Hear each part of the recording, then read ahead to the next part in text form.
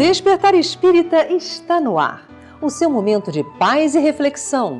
Um olhar atento sobre temas da atualidade que interferem na nossa vida e um estudo dos conceitos básicos da doutrina espírita.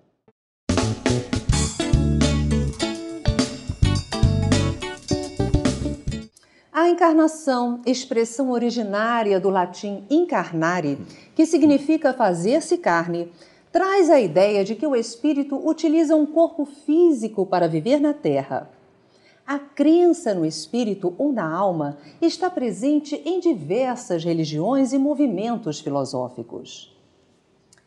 A reencarnação, por sua vez, é a crença na pluralidade das existências na Terra, acreditando-se que o espírito encarna diversas vezes em busca de sua evolução e de sua felicidade.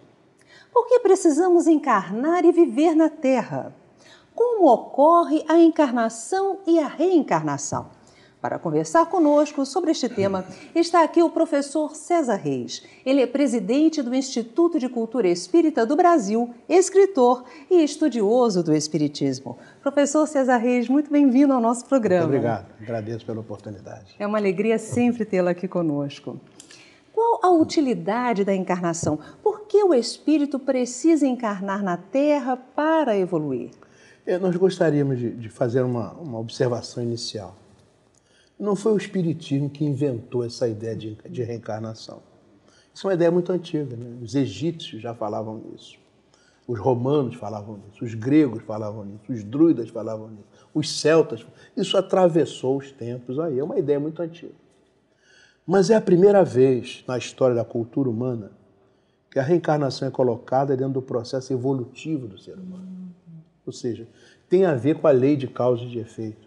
Tem a ver com as coisas que aquela criatura fez anteriormente e com a construção do seu futuro. A reencarnação, ela é um processo de aceleração da evolução. É muito complexo esse assunto, né? Porque é a primeira vez que aparece na história da cultura humana esse tipo de abordagem. Ou seja, na verdade, você foi criado um dia simples e ignorante e você tem uma destinação. Todos nós temos. Fomos criados igualmente simples e ignorantes e estamos encaminhados para a luz, né? Então temos uma origem semelhante e temos uma destinação semelhante. Esse processo em que você sai da posição inicial e chega naquela posição final se faz através de múltiplas vidas que a pessoa tem. Isso depende da própria pessoa, né? Isso colocado assim fecha muito bem esse circuito evolutivo que era de difícil compreensão. Então, a reencarnação, sob esse aspecto, é uma novidade que o Espiritismo coloca para nós e que tem que ser olhada com muita atenção, não é? Na verdade, nós poderíamos até evoluir, não é? Sem a encarnação, sem viver aqui na Terra ou em outros planetas com outros corpos, né? Podíamos, mas é um processo de acelerar a evolução, né? Ou seja, na medida em que você entra em contato com a estrutura orgânica, biológica, ou seja, você começa a ter que pagar um tributo à sua própria história enquanto corpo físico, né? Na medida que você entra em contato com outras pessoas, próximas, familiares ou não, né? Atiçam-se, né, esses processos reguladores de que você tem que se refrear, você tem que contemporizar, você tem que perdoar, você tem que tolerar, você tem que crescer junto. Então, tudo isso faz parte desse encaminhamento da progressão evolutiva. Por isso, a encarnação é indispensável nesse processo de evolução da criatura humana. Agora, professor, como é que se dá esse processo da encarnação? Como é que o espírito se une a um novo corpo? Sim, isso é também alguma coisa que nós sabemos pouco, diga-se de passagem. Porque, de um lado, existem as leis da genética e da hereditariedade, que são leis, como leis divinas, sábias, justas e perfeitas, e que, obviamente, têm que ser respeitadas, né? E, de outro lado, existe a própria história daquele espírito, que vai utilizar de um organismo que é o melhor organismo que ele precisa para a sua evolução. Isso é um processo que nós chamamos de otimização da encarnação. Ou seja, você nasce no melhor corpo que precisa. Você nasce na melhor família de que precisa. Você nasce no melhor grupo social de que precisa. Porque a espiritualidade provê para que você possa ter alavancas que vão, de fato, encaminhar você para esse prosseguimento evolutivo, né? Então, esse mecanismo de estudar as condições genéticas do pai e da mãe, né? O mecanismo de estudar as condições sociais, onde aquela criatura vai reencarnar, ambientais, tudo isso é estudado com muita cuidado. Existem espíritos que coordenam esse trabalho. Então, quando chega o momento adequado, no momento mesmo da integração da célula masculina com a célula feminina, o espírito que vai encarnar já está ali, presente naquele momento, né? E o mecanismo, na verdade, começou muito antes. A aproximação daquele espírito, o reconhecimento da futura mãe, do futuro pai, dos futuros irmãos, né? Enfim, tudo isso já começa, às vezes, com anos de antecedência. Às vezes o namorado começa a namorar com a menina, mas a programação da reencarnação já está sendo montada. Então, quando aquela criatura nasce, há uma excelência de condições para que ela possa usufruir desses anos que vai viver na Terra, crescendo da melhor maneira possível. Então, isso é muito complexo. Nós estudamos isso, sobretudo em obras de André Luiz, que descreve esse mecanismo, mas temos que dizer que nós sabemos muito pouco sobre isso. Na verdade, isso envolve questões materiais, orgânicas, biológicas, e envolve questões espirituais, das quais nós, por certo, não temos o domínio. Não há uma explicação, digamos assim, perfeita, absolutamente perfeita disso, a não ser esse aspecto. Há uma programação, né? De maneira geral, há uma programação para a reencarnação, e nós temos, como dissemos, um processo de otimização dessa encarnação para que você possa usufruir daqueles 60, 70, 80 anos que vai viver ali na Terra da melhor maneira possível, com verdadeiras alavancas para o seu crescimento espiritual, para o nosso crescimento espiritual. É verdade, o que o senhor está falando é muito esclarecedor. Então, há um planejamento no plano espiritual para a nossa encarnação, e esse planejamento é orientado por espíritos nobres que nos favorecem a existência? Os benfeitores nos dizem isso, né? Você não reencarna de qualquer maneira, né? É uma coisa tão relevante, tão importante, né, no processo evolutivo, que isso é olhado com muito cuidado, né? Então, há uma programação para a sua reencarnação. Como dissemos, são olhadas as condições geradoras da estrutura física, biológica, né? E são olhadas as condições da necessidade espiritual. A junção de tudo isso faz com que ocorra a reencarnação da melhor maneira possível, de maneira geral. Até o sexo, professor? Como? É definido? Até o sexo é definido? Até isso pode ser definido, né? Não só o sexo, mas as habilidades, as condições intelectuais, né? Tudo aquilo que vai gerar aquela maneira de viver da criatura, tudo isso é programado, de tal maneira que você possa ter as melhores condições possíveis. Diga-se de passagem, isso não pode nos levar assim a imaginar que você é um robô, nasceu ali e vai viver como um robô. Não é isso. Você é dotado de livre-arbítrio. Nós podemos dizer assim, há uma programação para a vida da gente. Diria assim, o livro da nossa vida é um livro em branco. Porém, os capítulos, cujos títulos já estão lá definidos. Está lá, casamento. Está programado que você vai se casar. Agora, como é que vai ser o seu casamento?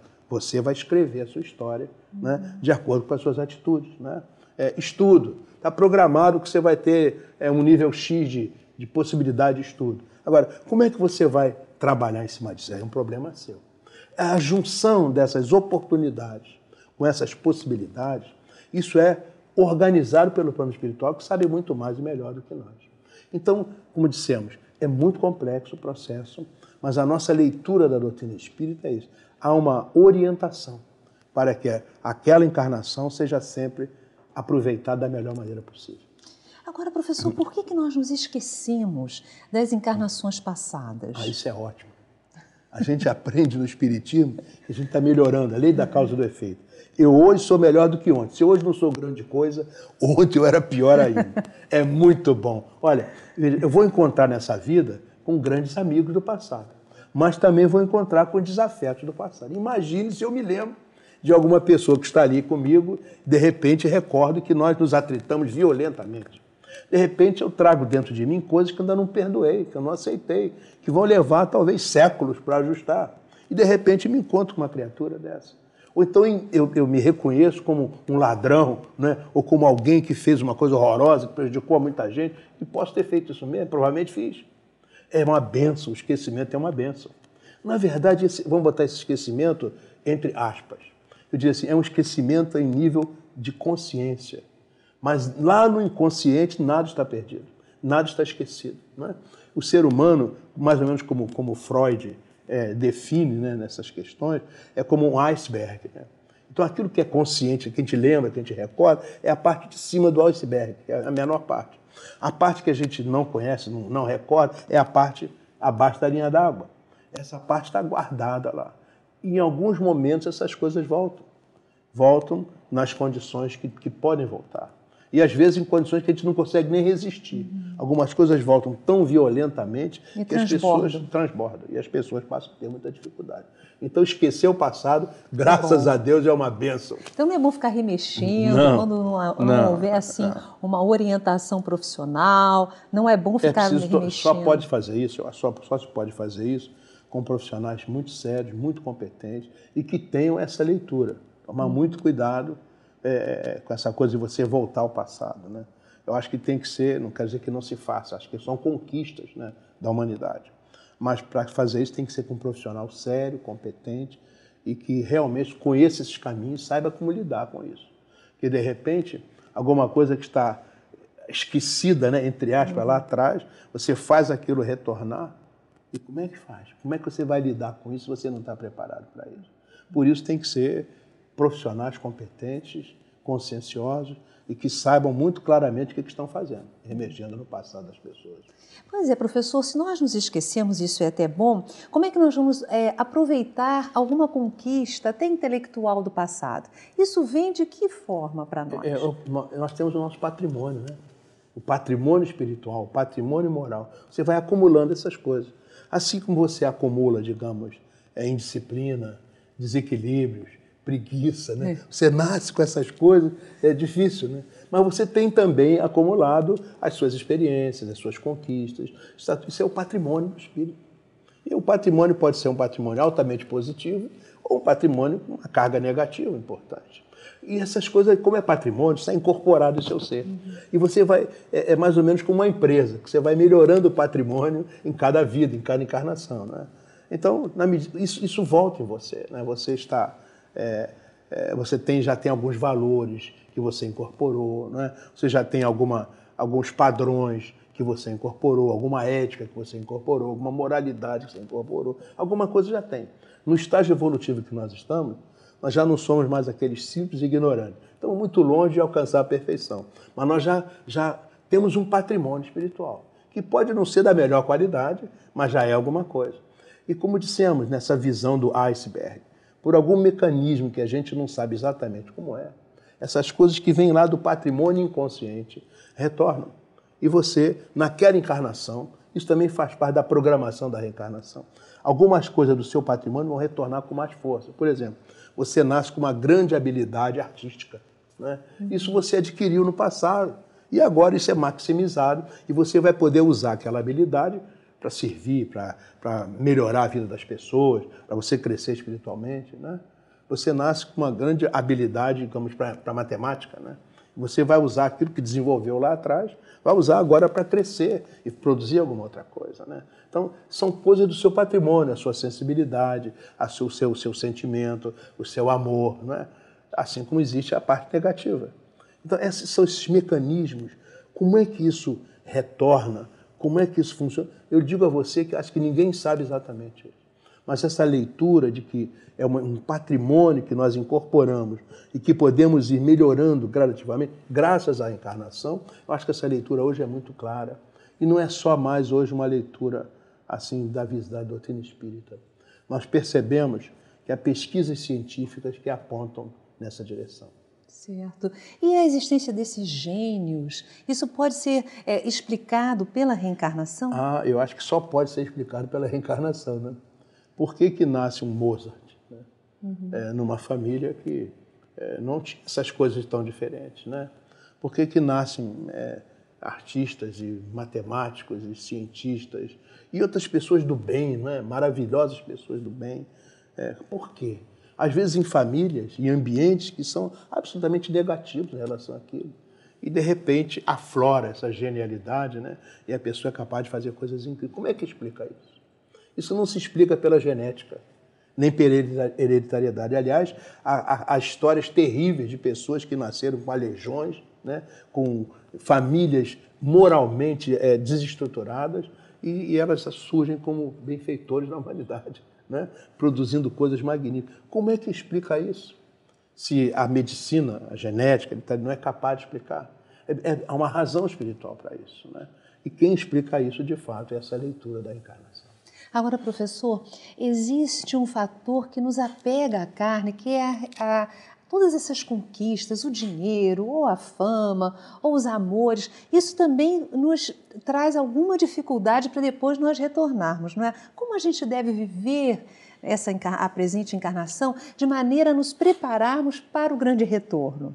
Eu acho que essa leitura da doutrina espírita nos lança uma palavra-chave, chama-se desapego, sabe? Todas essas coisas são de ordem assim, material, são de ordem da personalidade, né? Essa coisa ligada ao nosso orgulho, da nossa vaidade, do nosso egoísmo, né? É o nosso, né? É o apego. Então a doutrina espírita nos convida ao desapego, né? Quer dizer, todas essas coisas são transitórias. O que é permanente? Permanente é o amor.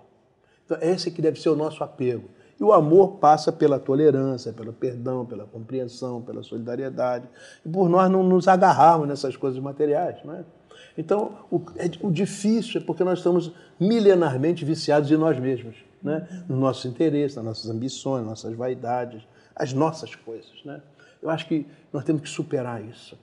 Nós temos que passar desse estágio do ter, do estágio do ser, né, que domina, passar para o compartilhar, e num estágio mais avançado, o servir. O servidor, né, é aquele que se diz, é uma espécie de Francisco de Assis. Né? Ele se entrega, se doa, serve. Um Gandhi, uma Mahatma Gandhi, um servidor, né?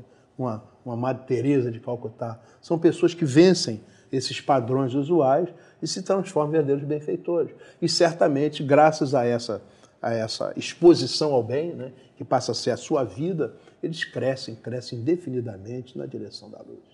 Agora, nós falamos do processo reencarnatório, falamos da importância dessa vida, do desapego, que é o como viver.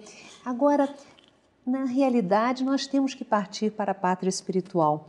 Como é esse processo de partida, professor? Ele é assim, quando nós desencarnamos, nós já vamos direto para planos espirituais diferenciados, nós já conquistamos logo a nossa memória de outras vidas. Como é que isso ocorre? Isso varia muito, né? Varia muito. Na verdade, nós estaremos onde estiver o nosso coração. Se o nosso coração estiver vinculado ao bem, certamente nós desencarnamos e vamos sentir essa inexorável atração para o bem. Estamos imantados ao bem. Vamos estar no ambiente do bem, né? Mas se nós estamos vinculados a uma série de processos que causam remorsos, né? Várias iniquidades, várias fragilidades, várias deficiências, nós também vamos ser atraídos por ali. Quer dizer, nós somos o que sentimos. Nós vivemos no mundo que nós criamos. Somos nós que criamos isso. Agora, quanto mais a pessoa está desligada das questões materiais, por certo, desapego, né? Quanto mais ela está desligada disso, mais fácil esse processo de se colocar numa outra estrutura vibratória similar àquilo que ela sente. Quanto mais agarrada ela estiver nisso, a coisa fica mais complexa e mais difícil. O que não quer dizer que isso vai ficar eternamente no mundo de suplícios. Aliás, isso é outra coisa importante da doutrina espírita, né? Essa ideia do inferno, em que a pessoa fica condenada, isso não existe. Na verdade, todos nós vamos ter a oportunidade, mesmo estando profundamente mergulhados na nossa inferioridade, haverá sempre a possibilidade de acolhermos apelos que nos convidam a sair daquilo para um outro estágio. Agora, o tempo que vai decorrer depende basicamente de nós mesmos. Nós aprendemos, por exemplo, no Céu e Inferno, um dos livros básicos, né, da codificação, que há alguns espíritos que ficam dezenas, centenas de anos prisioneiros de determinados ambientes. Mas eles querem ficar. Não deixam de ser ajudados, mas querem ficar. Nós somos aprendizes da doutrina espírita, acho que a gente recebe essa compreensão de que depende essencialmente de nós mesmos. Qual é a nossa adesão efetiva e afetiva ao amor real, ao bem, né? À solidariedade, ao perdão. Quando essas coisas se assenhoreiam da nossa maneira de ser, esse processo fica mais facilitado. E nós vamos nos colocar em regiões que certamente são mais favoráveis, são mais agradáveis. Na medida em que a gente reage contra isso, nós vamos levar mais tempo. Mas a misericórdia do Pai está sempre ao lado da lei. Se a lei se faz, inexoravelmente nos convoca para resgatar os erros, a misericórdia, que é a distribuição do coração de Deus, nosso Pai, se oferece incondicionalmente para que a gente resgate os erros, mas cresça e alcance a felicidade. Suas palavras finais, professor. Eu acho que esse tema da reencarnação ele é um tema fundamental. E eu fico hoje muito feliz ao saber que há inúmeras pesquisas universitárias, sobretudo nos Estados Unidos, ligadas à reencarnação. A reencarnação progressivamente deixa de ser uma questão teológica, uma discussão religiosa. Não é mais uma discussão religiosa. É uma análise científica que está sendo feita com muito cuidado. Existem hoje vários livros publicados de cientistas que não são espíritas, tá? Mas pessoas que verificam que a realidade da criatura humana é esse processo reencarnatório. E vai colocando a reencarnação exatamente dentro da visão que a doutrina espírita coloca, ou seja, dentro do processo evolutivo, ligado à lei de causa e de efeito. Isso é uma bênção que esteja acontecendo.